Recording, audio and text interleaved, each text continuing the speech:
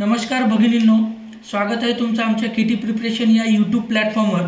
महाराष्ट्र शासनाने नव्याने जाहिरात काढलेल्या अंगणवाडी मुख्य सेविका, अंगणवाडी सुपरवायझर या पदासाठी महत्त्वाचा समजला जाणारा तांत्रिक घटक आजपासून आपण सुरुवात करणार आहोत आणि ह्या तांत्रिक घटकाची हस्तलिखित नोट्सद्वारे सुरुवात करणार आहोत। तर आज पहिल्या पाठामध्ये किंवा पहिल्या व्हिडिओमध्ये आज आपण अभ्यासणार आहोत दोन अशा समाज सुधारक महिला ज्यांनी बाल शिक्षणासाठी एक चळवळ उभी केली।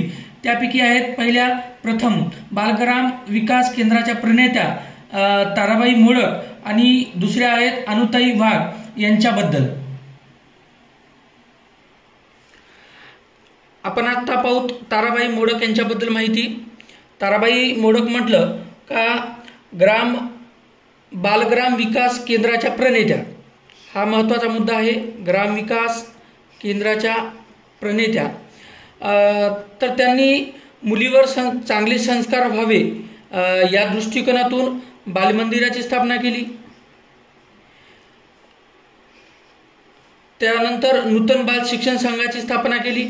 जे महत्त्वाचे पॉईंट आहेत ते मी हायलाइट करून देतो, त्या पॉईंटवर लक्ष द्यायचं। त्याच्यानंतर इसवी सन 1931 मध्ये अमरावती शहरात हरिजन सेवा संघामार्फत बालवाडीची स्थापना करण्यात आली। उत्तम शिक्षण देण्यासाठी उत्तम शिक्षक तयार व्हावेत या उद्देशाने जीवन मंदिरची स्थापना करण्यात आली। हे पण महत्त्वाचा मुद्दा आहे, आपण याला पण हायलाइट करू, जीवन मंदिर।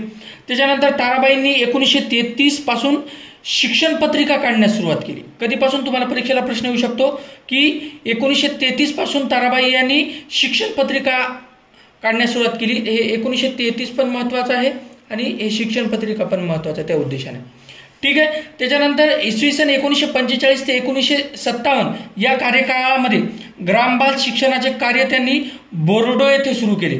पहा, हे बोर्डो या गावाला मी हायलाइट करतो, बोर्डो गाव महत्त्वाचं आहे।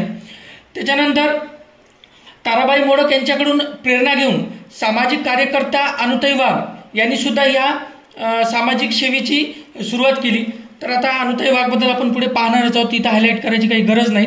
TCS अशा प्रश्नांना जे आपण हायलाइट केलं त्या अशा हायलाइट केलेल्या प्रश्नांना TCS प्रश्न विचारू शकते। एक तर तुम्हाला हे प्रश्न दोन भागामध्ये येतात, एक तर तुम्हाला तांत्रिकमध्ये सुद्धा येऊ शकतील किंवा मग तुम्हाला सामान्य ज्ञानामध्ये सुद्धा येऊ शकतील। या उद्देशाने आपण हा व्हिडिओ तयार केलेला आहे, ठीक आहे। त्याच्यानंतर रात्रशाळा, कुरणशाळा, शबरी उद्योगालय, पूरक अन्न योजना, प्रौढ शिक्षण वर्ग, अंगणवाडी मार्फत बालसंस्कार केंद्र, अशा अनेक त्यांनी संस्था स्थापन केल्या, म्हणजे अनेक अशा योजना तयार केल्या। अनेक अशा शिक्षणासाठी मूलभूत शिक्षणाची गरज बघून, प्राथमिक शिक्षणाची गरज बघून समाजाची एक परिस्थिती बघून बऱ्याच ठिकाणी त्यांनी प्रयत्न केले, ठीक आहे।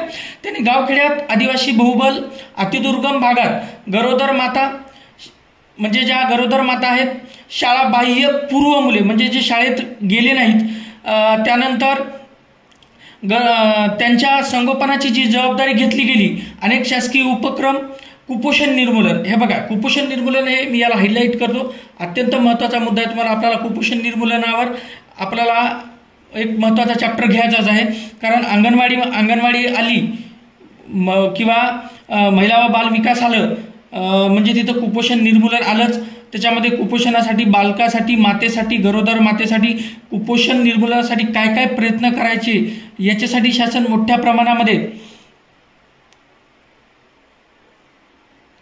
आता आपण कुपोषणाच्या बाबतीमध्ये जर पाहायचं गेलं तर कुपोषण निर्मूलनासाठी आपल्याला काय पाहिजे, कशा पद्धतीने शासनाने ध्येयधोरणं आखलेली आहेत, अंगणवाडी विभाग कशा पद्धतीने त्यांना अंगणवाडी विभाग कसं काम करते, त्याच्यानंतर अंगणवाडी विभागासोबतच आरोग्य विभाग त्याला कशा पद्धतीने मदत करते, त्याच्यानंतर अतिदुर्गम भागामध्ये सेवाभावी संस्था काय काम करतात, अशा अनेक गोष्टींबद्दल माहिती आपण या पुढच्या पाठामध्ये घेणार आहोत। आज आपला हा पहिलाच पाठ आहे आणि या या पाठामध्ये आपण सुरुवात केलेली आहे. अशाच अनेक व्हिडिओला आपण सुरुवात केलेली आहे आणि सुरुवात करणार आहोत. आणि हे सर्व व्हिडिओ आपल्याला मुफ्त कोणत्याही पद्धतीने आपल्याला म्हणजे इकॉनॉमिकली चार्ज नाही आहे. आपण एक सामाजिक सेवा म्हणून या व्हिडिओला पाहू आणि तुमचा त्या पद्धतीने अभ्यास करून घेण्याचा प्रयत्न करू.